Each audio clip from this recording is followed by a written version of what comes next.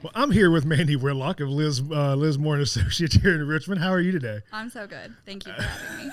Thanks for coming on.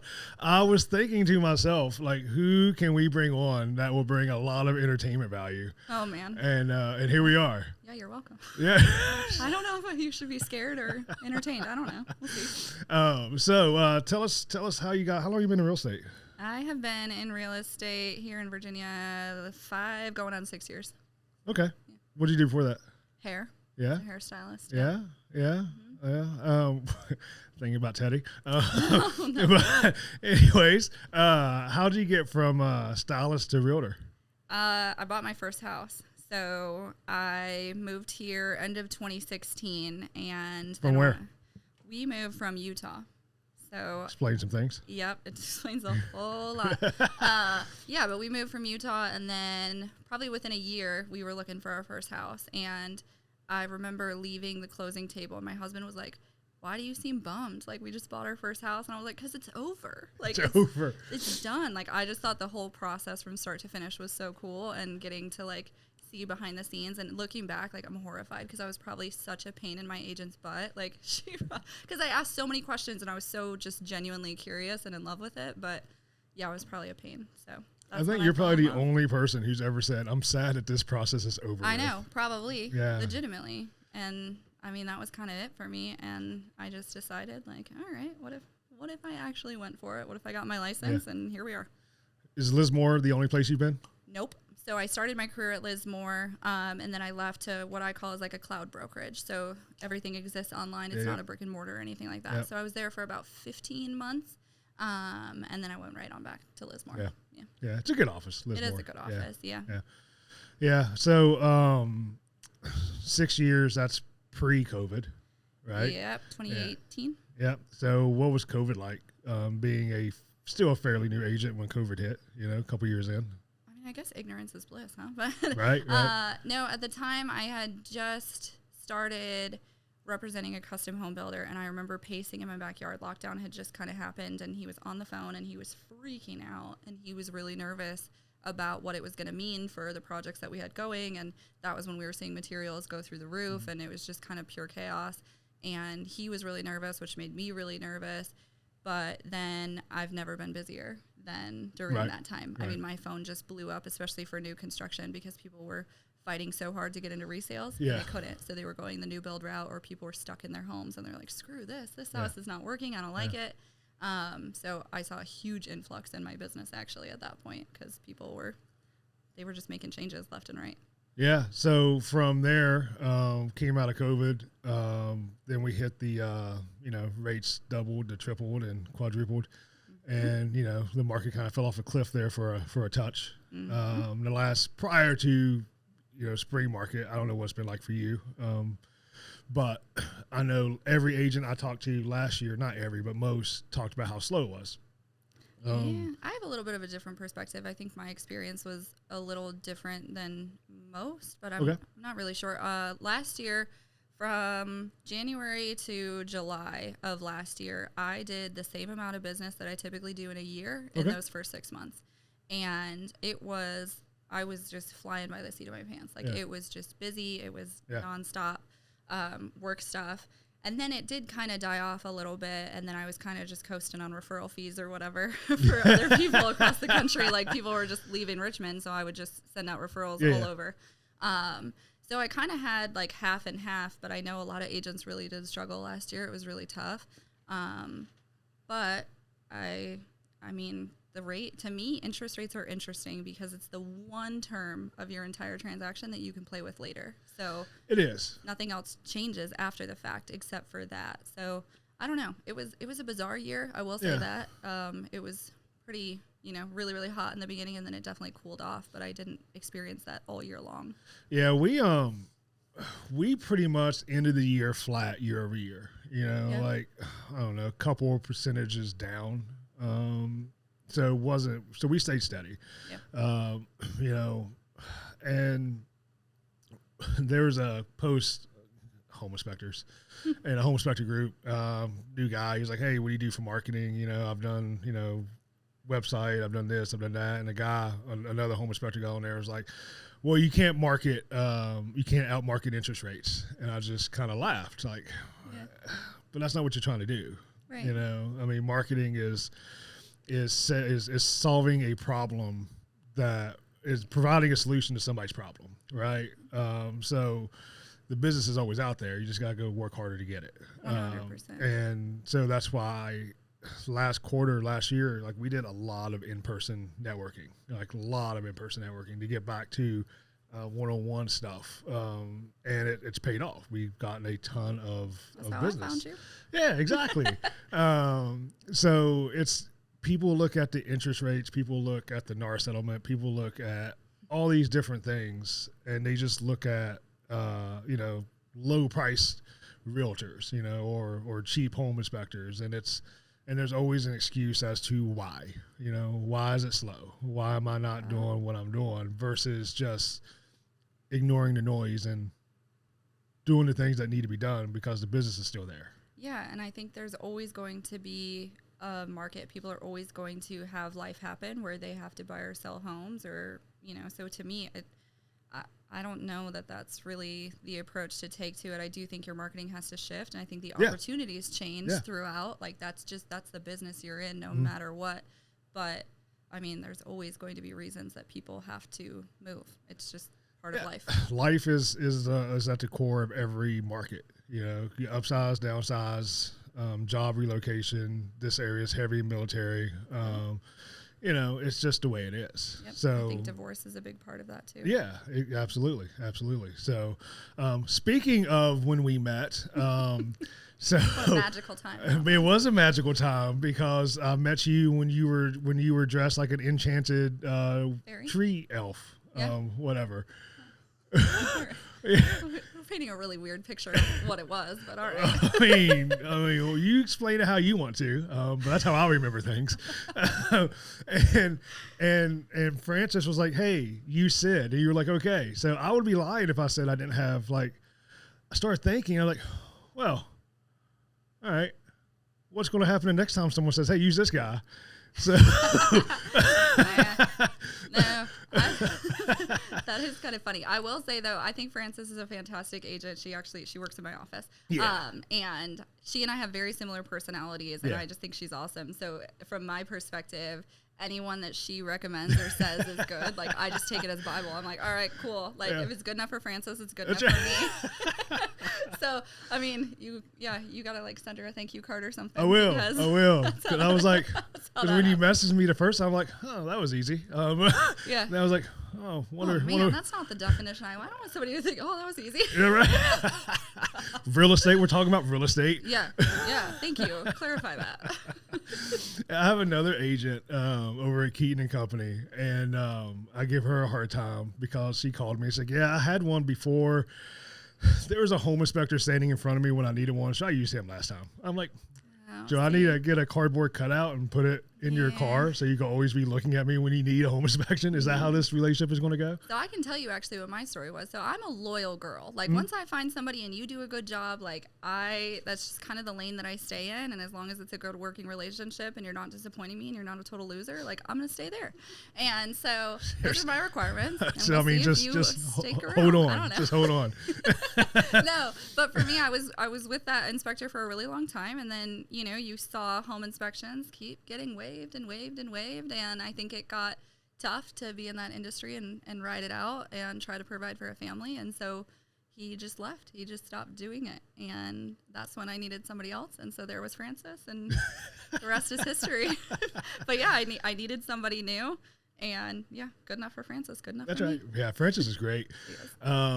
Yeah, when I stopped by, and like the Cupcake Wars thing is it was my first time attending. It was a lot of fun. It was pretty cool. I can't do that right now because I'm supposed to be cutting weight. Which is a good thing that there's no Cupcake Wars. But Francis was like, let's go introduce you to some people. I'm like, okay. Yeah. Because that's the part I don't like is I want to talk to the people I know, right? Because I'm an introvert, right? Yeah. I'm not good at just walking up to people and at networking meetings. I've gotten better. Yeah. But I just hate that. Hey, you know, because everybody's like, oh, another home inspector, what's my business? You know, so weird. But she did. She walked me around the room, like, who else you want to meet? Who else you want to meet? Yeah. And she did. Well, she introduced me to quite a few people, and got quite a bit of business just by showing up that day. Good. Yeah, and I think you got to find those people. I think I saw some meme at some point that was like, introverts like don't really make friends. They just, like, an extrovert just kind of like steals them, and it's like, great, like you belong to me now. Pretty much. But I was at a conference and they had kind of said, they were like, don't classify yourself as an introvert or an extrovert, because then it subconsciously like creates this narrative in your head that you can't do something because you're this way. But no, I think it's cool to know that about yourself and try to find people who are the opposite. Because, like, I could talk to anybody. Yeah. Like, it doesn't bother me. And Francis is the same way. Yeah. So now you're stuck, because we're just going to we're the extroverts that, like, collected you. Now you're stuck. That's right. So, yeah, and I went to I presented at a conference in Orlando last fall. Nice. And I was sitting in a class, and the guy was like, first 3 slides. He says, I'm comfortable with this. And the slide was stick figures, but it was him standing in front of an audience. He says, I'm comfortable with this. And it was 101. I am not comfortable with this, which is the social networking thing, right? I'm like, yeah, I get that, you know. Yeah. But it's also the evolution of understanding you have to do certain things when you own a business, right? Yep. Because I've also been asked, like, hey, you know, we're trying to do this. My husband's not comfortable doing this. How do you do it? Just do it, because I hate it, right? It's like, but you look natural and you make it look like you're comfortable doing it. I was like, oh, I'm terrified every time, you know. But it's just you just got to do it. I mean, there's no secret formula. Like, I mean, I take CBD gummies, I guess. I mean, I don't know. You know, do some shots before you start talking to people. I mean, that's a thing. We've you seen know? how that ends for me, though. Yeah. So maybe don't do that. You want to tell that story? No, I don't want to tell that story. Just asking. But like that fourth quarter of last year, of course, a lot of networking things are in bars and restaurants. And I walked into River City Roll, and somebody, as soon as I walked through the door, somebody's like, hey, I know you. I'm like, ooh, hold on. You know, I got to go to the bar first. You know, like, you know. But after a while, you just get to the point where, you know, don't need that. So it's just getting out of that comfort zone and realizing you just have to do certain things. So now the downside of that is when I go home, I'm not talking to anybody. Like, my wife gets so mad because she wants to talk. Like, nah, not today. Like, I'm tapped out. Yeah. Because it's exhausting. Like, when you are an introvert and you do all the social things, like, it is just, it's draining. So you go home, you don't want to listen to anything.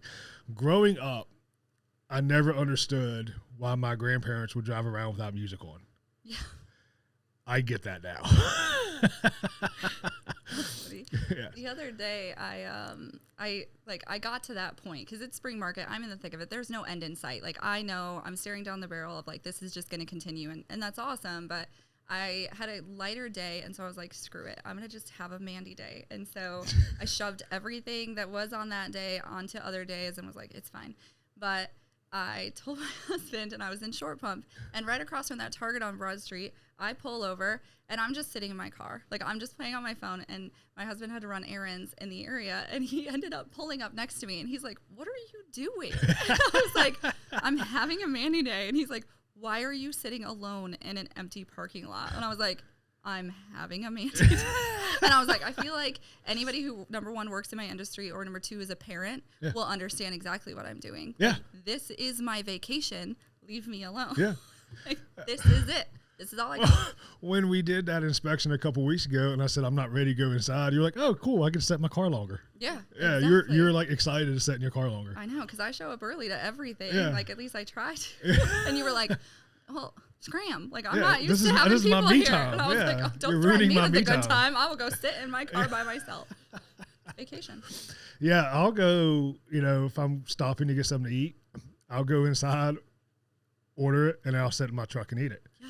And people are like, why do you do that? I was like, because I don't, like, all my stuff's in my truck. You know, I can sit there and watch a video or do something, and nobody's trying to talk to me inside, because inside restaurants, it doesn't matter. Some random person is going to want to ask you a question. Yeah, it's very people-y out there. It is. And it doesn't matter what face I think I have on. They still think I'm approachable. And I have one of those faces that people just tell me everything all of the time, no matter what. And so Even if it just doesn't matter. It doesn't matter what face I have on. They're going to tell me some sort of something that I didn't even ask about. Yeah.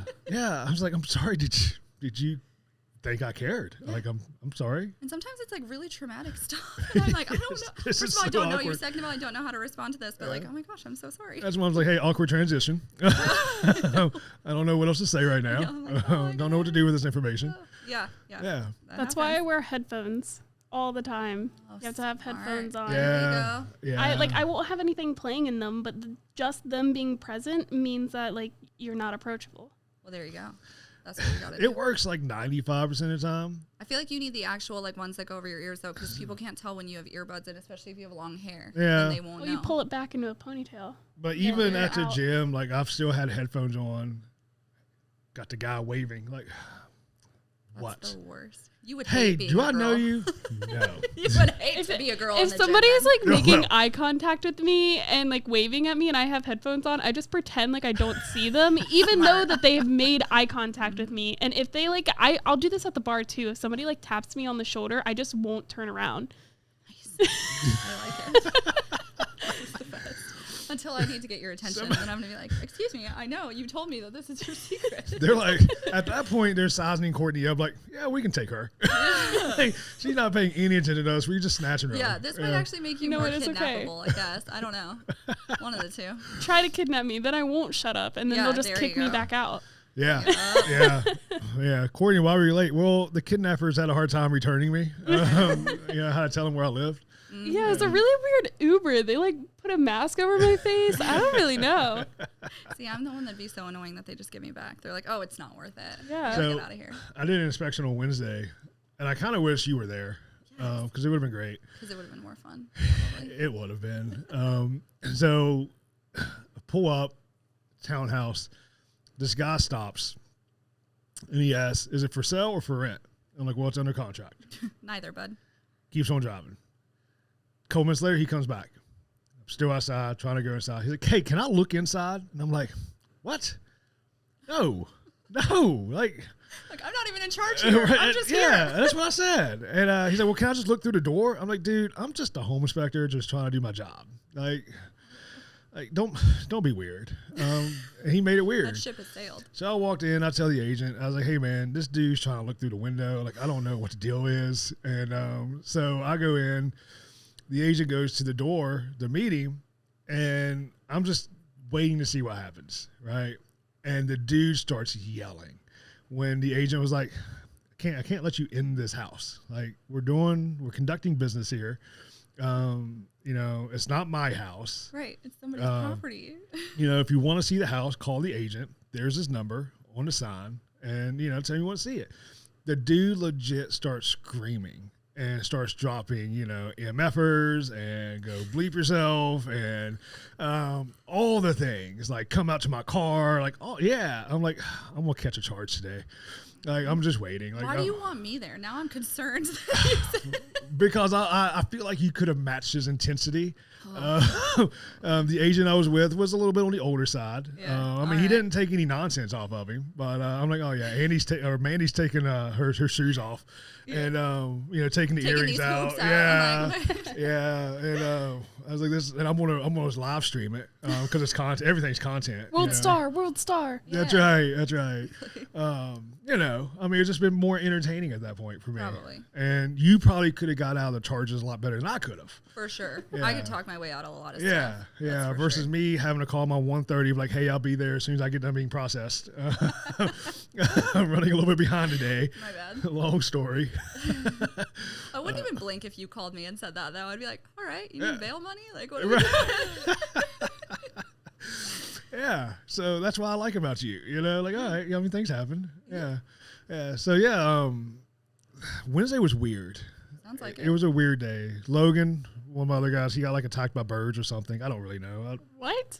I don't know. Something in a group chat. I only half pay attention to that. I want to be in your group chat, I think. You don't. No, you don't. Engage. I just want to like be a fly on the wall. I don't even. She's like, I don't even want to be in the group chat. I don't even listen. Like, I have it on my work phone and not on my personal phone, and I don't pay attention to it at all. Sid has to text me going, hey, like, check the group chat when there's information that I need in there. I feel like group chat jail is a thing where you're just like, please get me out of here, and you can't get yourself out of a group chat, and it's the worst, and then you're just stuck in it. Yeah, and the problem is, like... That's why you mute it. They'll be quiet, and then one person will say something, and then all the clucking starts. Like, you just... You know, like ding, ding, ding, ding. And I'm looking at the schedule, like every one of you is at an inspection right now. Yeah, you're supposed to be working. Like, work. Do your job. I can just picture you guys like all in a crawl space, just like giggling to yourselves underneath all these houses. Every now and then, I got to say, hey, taking a screenshot for when I get that phone call that you missed something. There's no excuses, and that's usually when it stops. Yeah, exactly. We need to go like a wet blanket over here. Yeah. No, it's a little disturbing sometimes. I believe it. Yeah, earlier today, Logan has he has a hurt foot. We won't explain why. Allegedly. Yes. I'll show you the X-ray.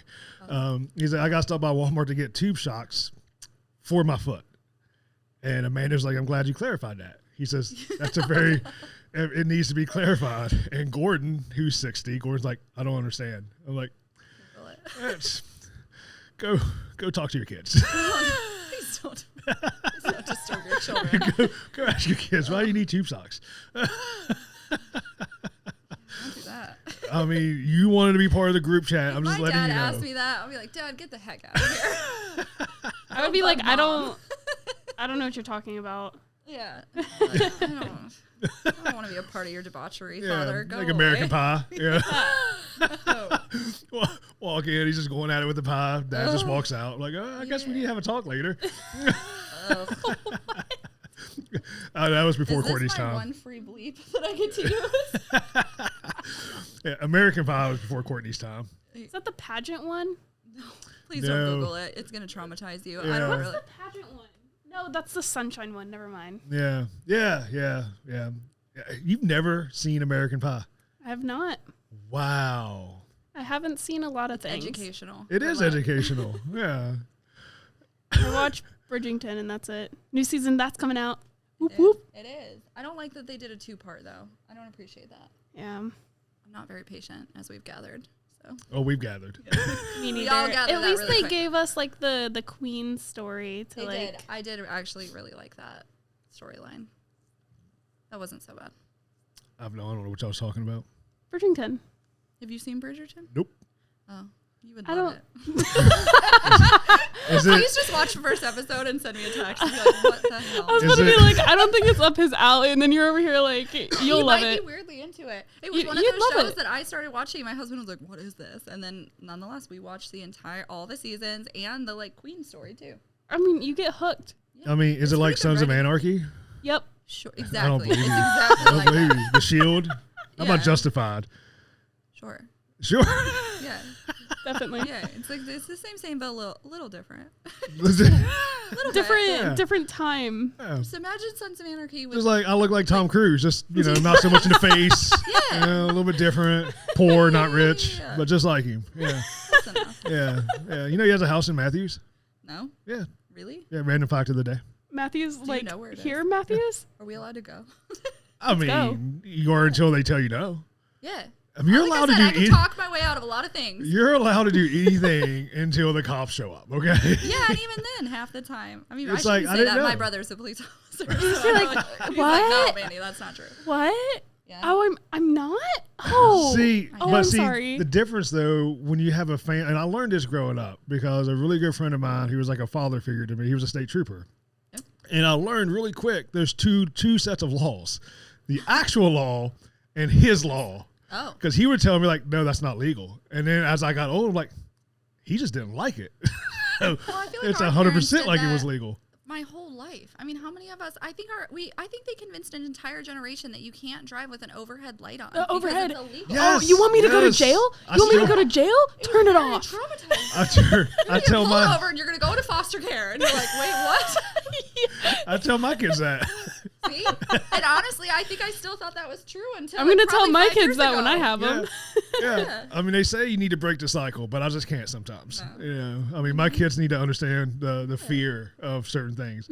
Like, I can't go into a store with a lot of breakables because every time we did as a kid with my grandparents, my grandmother, she traumatized me because she said, don't touch anything because you'll break it and then we have to pay for it. So I have this fear that if I touch anything, it's just going to break. The best. I feel like we should teach all men not to touch anything because you'll break it and then you'll go to jail. I mean, that's... I like that. I like that. You go to jail. Yeah. You go right to jail. Yeah. I mean, told my little cousin, we were playing Minecraft together, and he was like going to blow up the house that we just built or something. And I was like, if you do that, you're going to jail. You're going to go to jail. And there's a jail like right down the street from the house. And I was like, we'll take you right there. They're going to come and get you. I hear them. Because he like ended up blowing it up. and he ended up crying and going to my mom. And I had to be like, no. My mom was like, Courtney, you tell him that he's not going to jail. I was like, Mom. Listen, a little fear is good in a child, you know? I tell Jordan all the time, who's 9, I'm going to push you down. Daddy, that's child abuse. You'll go to jail. It's illegal. Right to jail. So we were at the gym one day at jiu-jitsu, and there's a bunch of cops that go there, and I was talking to one of them. I was like, hey, Wes here's a sheriff's deputy. Ask him. And she says, is it child abuse? He says, not if your own parents do it.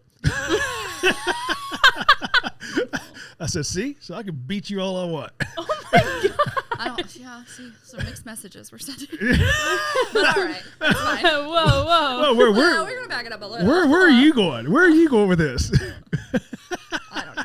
I'm going to pull that quote right there. It's okay to beat my child. Yes. Well, it's like our episode with Mandy Whitlock. It's okay to beat our child.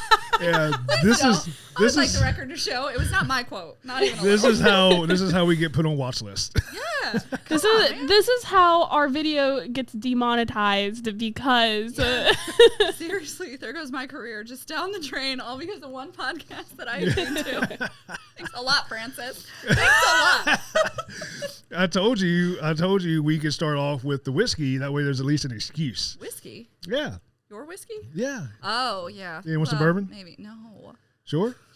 The girl who cannot handle her liquor, we probably shouldn't go down It's that after route, lunchtime, so we're good. Yeah, sure. No. But Courtney forgot to press record. Did you really? No, I didn't. Oh.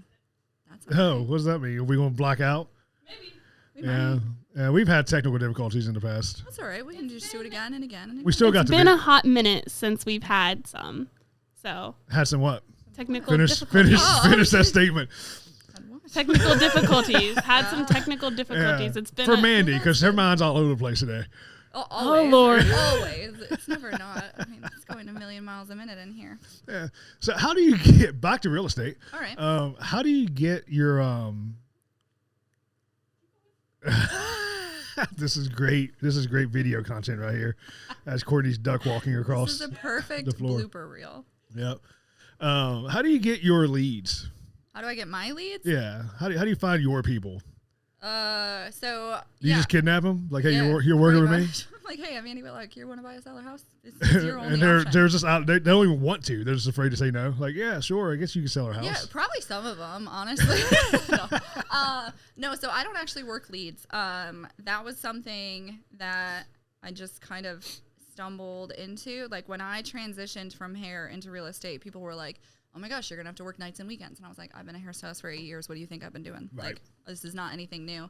And when I did hair, I didn't spend a singular penny on marketing or advertising or anything like that. It was all word of mouth. And so when I got into real estate, that was kind of all I knew was like just putting myself out there and telling people what I did and some social media stuff and just like being myself. And that's kind of it continued on that way. That was all I knew was how to build a business, just being, I don't want to say normal, but just like being my regular self. And even to this day, I have a little plaque that sits in my office. This is be you, not them. Yeah. Because I wanted to do it my way. And to me, I feel like trying to either pay for leads or have a brokerage provide me leads or something like that, it seems like you're working harder, not smarter in a lot of ways, because you're taking a complete stranger and trying to get them to know, like, and trust you when they don't know you from Adam. So Sure, it's like, I mean, I wouldn't blame them. Like if I needed an agent, and when I did need an agent before I had my license, it was somebody that I knew and liked and trusted. Yeah. So that's just kind of how I've always done Yeah, it. I was talking to an agent Tuesday. I stopped by an office, dropping some off, and we were talking about this is a relationship business. Yeah. You know, on my end, I've got to take, again, going back to last year, you know, back to in-person networking marketing, you know, developing those relationships in person, you know, with agents, to where you develop the relationships with the buyer and seller, you know. So it's hard to do that when you got somebody just working leads. Yeah. And I also think, I know some teams or offices, not all, but some, they feed their people leads. Sure. Because, and I've even witnessed one say, we are no longer doing sphere of influence training. You're only going to work the leads we give you. And the whole reason being is because, one, the split's better, right? Yep. For the team leader. Yep. And then two, if I have to keep feeding you, you're never going to learn to feed yourself. So now you're never going to leave. Yep. Because there's this fear of, I get all of my business from what they give me. And if I go someplace else, I have nothing. It creates a very dangerous hamster wheel, I think, for agents. And I think it creates this dependency where like they really don't know how to get off of that wheel. Yeah. And so they end up stuck on it. And we see it quite a bit as well for like the classes that I teach or the trainings that we do. Agents will understand that a sphere of influence or having business come to you is really valuable and that you're going to net more. Yeah. But they're trying to transition out of working leads and they just don't have the skill set. And the problem is there's a high likelihood that you're going to go to zero while you try to figure it out. Yeah. And a lot of people can't do that. And so I think it's a disservice. I feel all sorts of ways about traditional real estate teams. I think in a lot of ways they can be pretty predatory towards new agents. Yeah. And you know, you're holding out your hand for a pretty significant cut of a check that you didn't earn. And I have an issue with that. So I always tell people it's do they give you something of value, right? Like teams can be beneficial if the value is there for you, and for everybody that's different, right? For some people and I've seen solo agents, very, very successful, super busy. They go to a team. When I ask them why, it's just because I'm just tired. Mm-hmm. I want the transaction coordinator. I want the back office staff. I want what the team provides. So the team provides that structure of a back office to help take the workload off of them. Right. For some, it's training. You know, they give me a lot of good training. Right. And for some, it's like, hey, I don't know if I want to be here. Well, what are they doing for you? You know, well, nothing. Then why are you on a team? Right. You know, so if they're not bringing anything of value to warrant that extra split, then, you know, if you need to be on a team, because some people just need to be on a team, right? They're not good at being accountable to themselves, just like self-study online schools, right? Versus in person. Not everybody can do online studying. So if you got to have that, then you just got to make sure that you're at a team that's brings that value that you need. Right. And that is where, like, in the last year, I've really gotten to participate in the recruiting as well. And so for me, I think no matter what it is, like I always say, even to my clients, listen, money only matters in the absence of value. Yeah. People do not care what they're spending most of the time if they feel like it's valuable. It's why 100%. We see luxury brands of cars, clothes, whatever, because they feel like they're getting something for the money that they're spending. But where you run into problems is when you're spending significant money and you're not getting the value. And in those cases, like I always tell agents, you're hiring them. They're not hiring you. Like it's your paycheck that you're giving a cut of. So don't forget that. Like stand up for yourself and know your worth and understand that you're working hard for that check and figure out if it makes sense to give that money away. And if it doesn't, pivot. Yeah, and I've seen, you know, home inspector groups, real estate groups. We just launched a mobile bar, so I'm in some mobile bartending groups, right? I'm very excited about that. Yeah, and there's a common theme in all of them. And I just saw one post yesterday or this morning, and one of the bartenders wanted to talk about, you know, I feel like I'm being undercut by all the low ballers out there, right? And that's in every industry. But like you said, if you can convey your worth and what you do, then it doesn't matter how many, because there's always going to be people who discount their commissions, right? There's always going to be forever. There's always going to be a $200 inspector. You know, and when they get out of business because they don't understand business and they lose money, someone's just going to take their place. So if you focus on them, then yes, you're going to be discouraged. But if you focus on you and how you can convey that what you bring to the table is worth what the client is going to be spending, then you're never going to have a problem getting clients. Yeah, and I think now especially we're seeing that a lot in our industry, and it's something that I have the opportunity to teach and talk with agents about literally every week. And the agents who are going to succeed and who are going to see this window for even greater opportunity is the ones who can articulate their value and who can be very clear on what it is I'm offering and why I'm offering it and why it matters to you.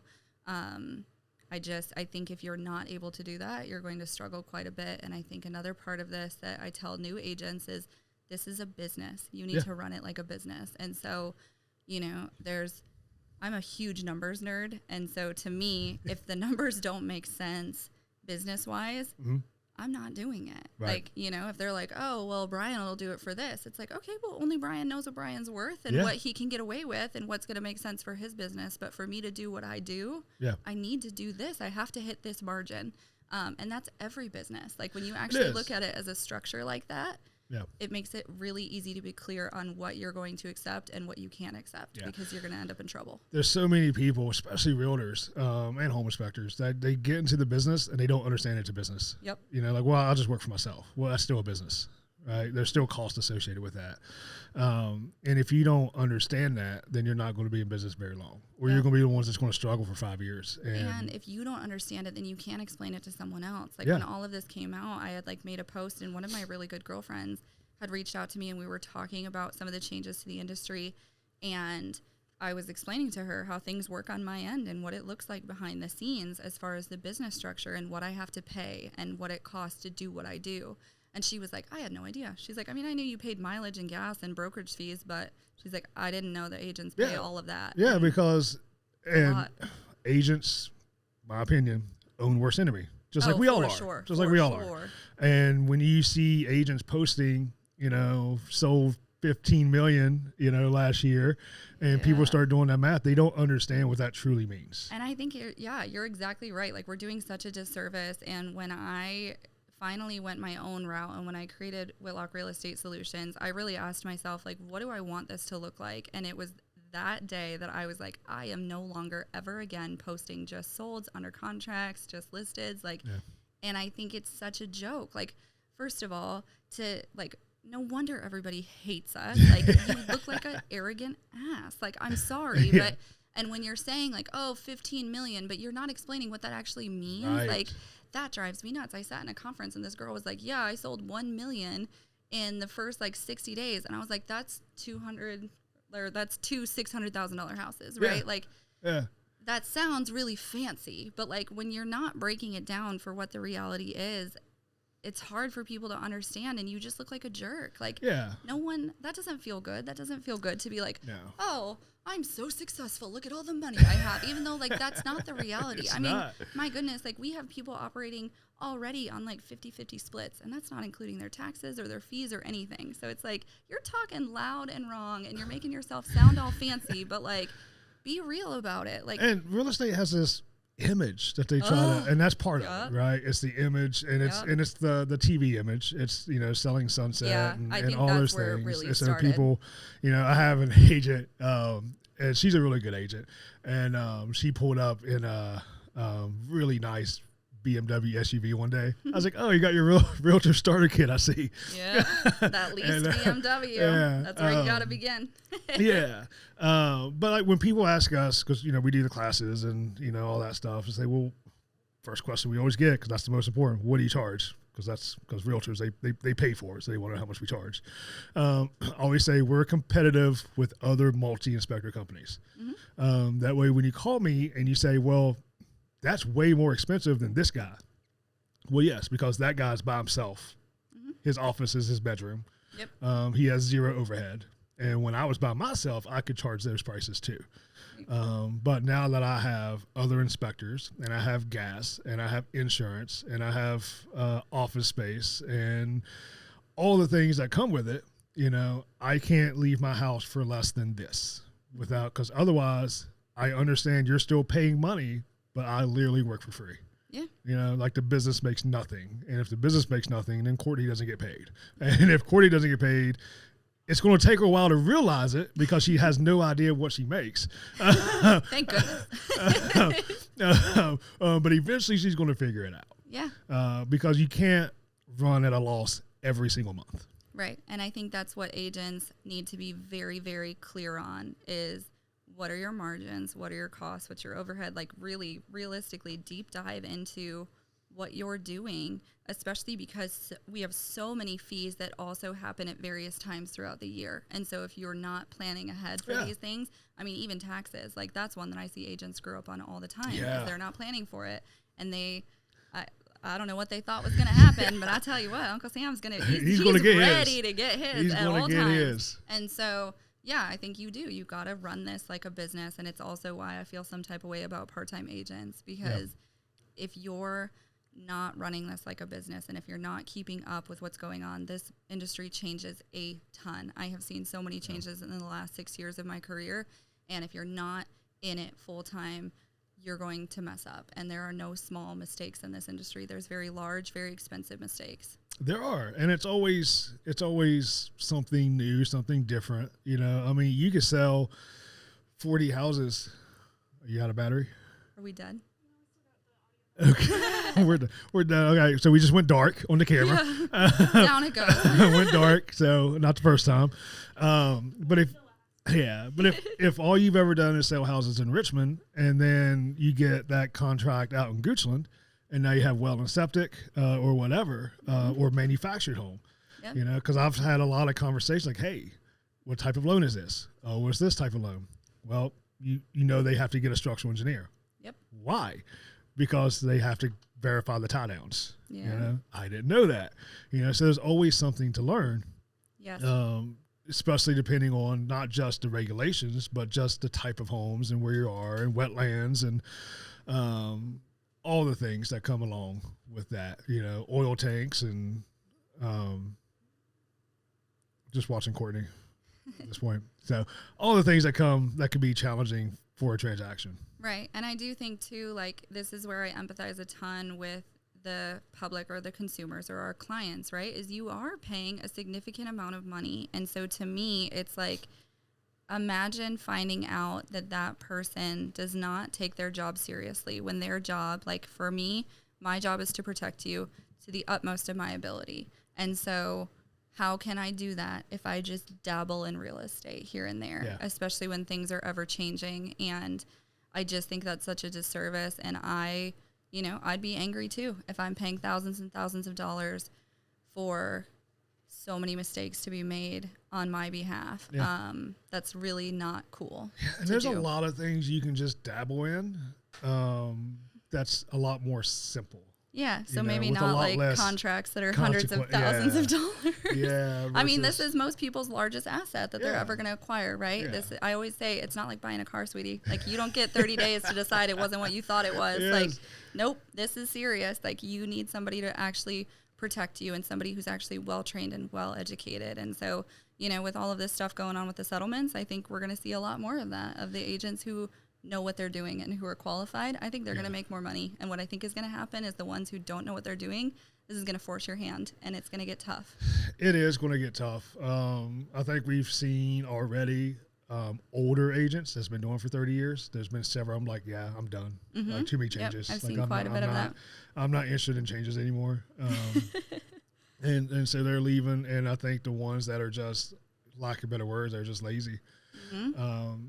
Because we're still seeing in the groups the same comments that got the lawsuit started. Oh, for sure. Whether we agree or disagree with the whole premise of the lawsuit is irrelevant because it's here, right? And the settlement is, who knows, but it's here. Right. And there's a reason why it's here. Again, whether we agree or disagree, but you see enough comments in these groups to realize, like, okay, like maybe I don't see the rationale for this lawsuit because it's not how we do business, but you can definitely see how some of these agents are talking. Like, I see how we got in trouble now. Oh, I 100% see how we ended up here. And I think, you know, for me, this is something that I would like to give kudos to the company that I work for. It's been on my radar since I first got my license, and we have been deep dive training on it for the last 2 years. So this is not something new to me. When people are like, oh my gosh, what do you think? Or like, I've had agent friends or broker friends who are like, can you believe this? Like, I just saw these new forms come out, and I was like, what's going on? And I'm like, wait a minute, like, you're the professional. Like, what do you mean what's going on? Like, this is not new news. And the fact that you didn't know is concerning. Well, and the problem is, and I've said this before, is, you know, because I do a marketing development class. And because believe it or not, I do more than just spend my days in crawl spaces. He's such a liar. I may know one or two things about business, right? All right. Shoot. And I've asked agents the entire time, what are you going to do if? You know, if this goes, and it was first like, oh, it's bogus, it's going to get thrown out. Okay, but what if it doesn't? Yeah. It ain't going anywhere. Okay, well, then it went somewhere. And then from going somewhere, it was, oh, it'll get appealed. It's going to be years before they figure this out. The appeals process is going to take years, so we ain't worried about it. Ain't nothing going to happen. They're going to overturn it. But what if they don't? Oh, it'll be years. We don't have to worry about that. And then, you know, they just accelerated, you know, put the turbo on, and finally all of a sudden it was like, oh, well, everybody's settling. And it's like, now what are you going to do? Well, nothing's going to change. But what if it does? Right. You know, like, realtors aren't going away, right? No. I mean, there's all this clickbait and stuff like this, but realtors aren't going away. It's too much of a complicated process to fully go away. Sure.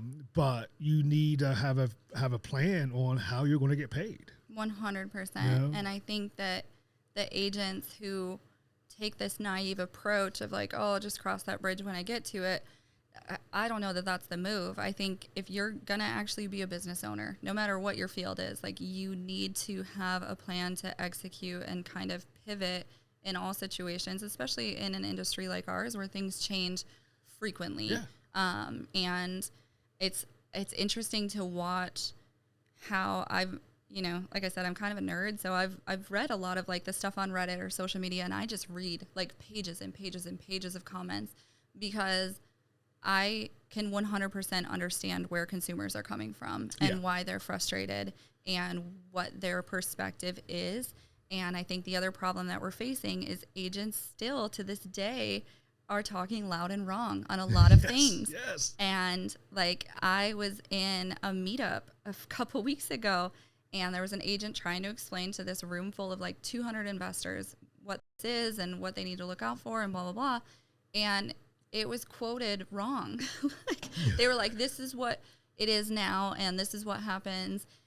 And they're trying to explain it, and I was like, no, that's not right.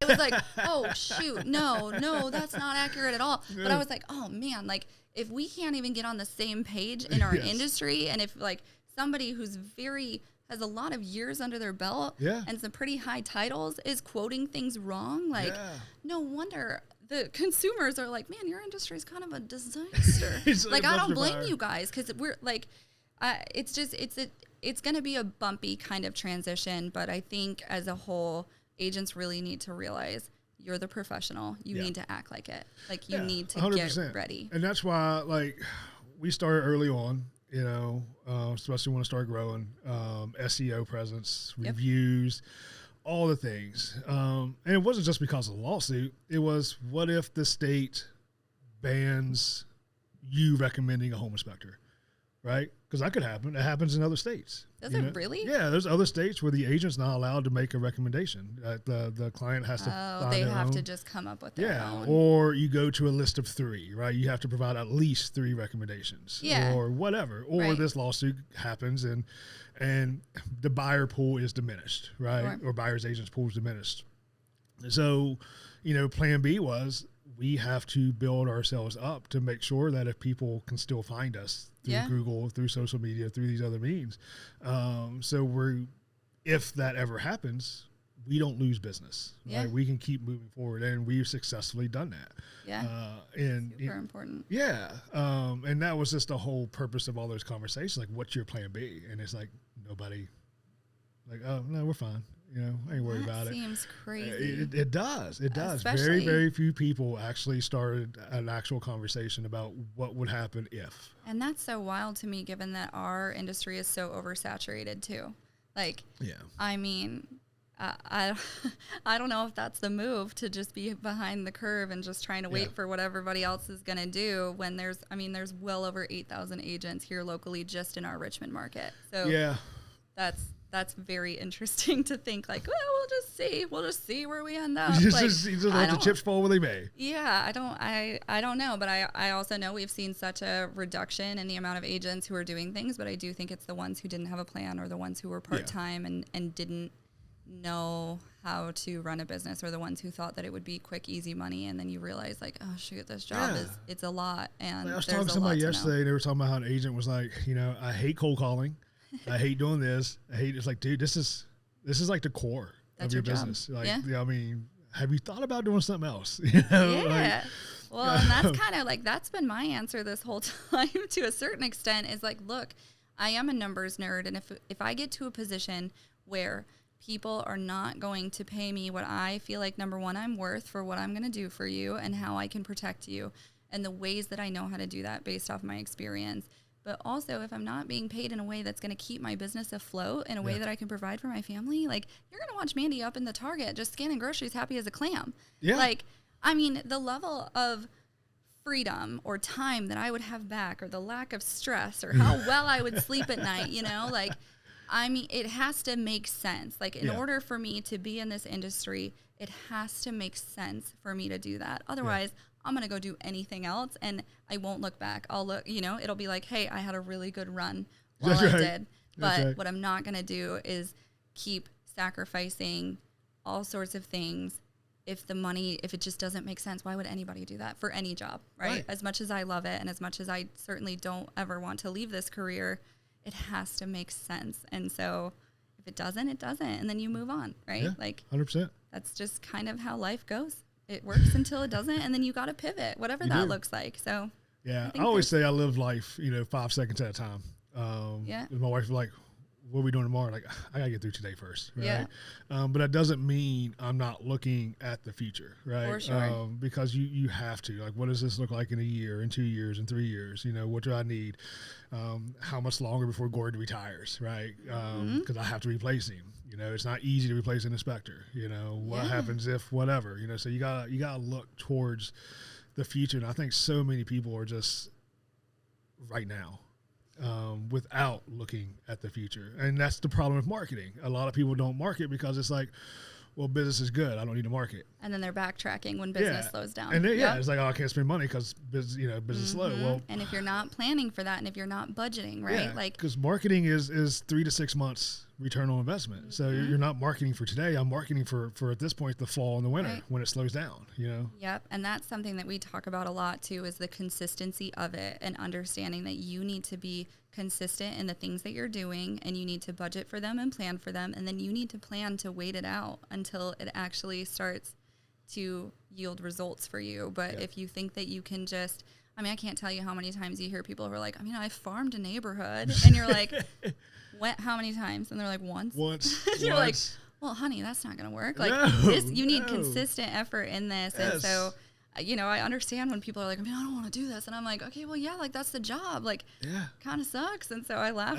Every job has something you don't like doing. Right. There's components of every job that is just, I'd rather eat thumbtacks to do that. Yeah. And if it was easy, everyone would do it. Right. But I certainly think anything worth having takes work. And I laugh a little bit when people are like, I don't want to do this. And I'm like, well, that's the job. So maybe you just don't want to do the job. And if that's true, that's okay. Yeah. Like, there's tons of jobs. That's fine. Yeah. And sometimes you got to dress up like a wooded forest. Yeah. Sometimes you got to be a fairy and put fairy names on people, but you win. I won. Never forget. I won that cupcake wars. I had grown men lining up for stickers with their fairy names on it. Man, I would have gotten a fairy name if I knew. You would have gotten a fairy name. You had to fight the grown men getting the fairy names. And don't think I don't have my theme I could've picked out done for it. next year, because I do. Yeah? Yeah, talk about thinking ahead. That's right. That's right. Yeah, I had that theme planned the very same night. I went to bed with my trophy, and I said, "Oh, what are we doing for next year?" Did your husband sleep on the couch because the trophy was taking up his spot? It's not that big. I wish it was. I would have kicked him out. Listen, There's so many you're things in to the unpack winner's with that. circle. You got to get out of here. On that note, any closing words or thoughts? No, I'm just happy to be here. This has been fun. Thanks for having me. Yeah, now that we've done the first one, the next one we'll introduce some bourbon to it and Deal. see where it After goes. hours. After yeah, hours. there we go. After That's hours right. with Mandy Whitlock. Well, I'm I open. appreciate you coming on. Absolutely. No, thank you for having me. We'll do this again. All right. Sounds good.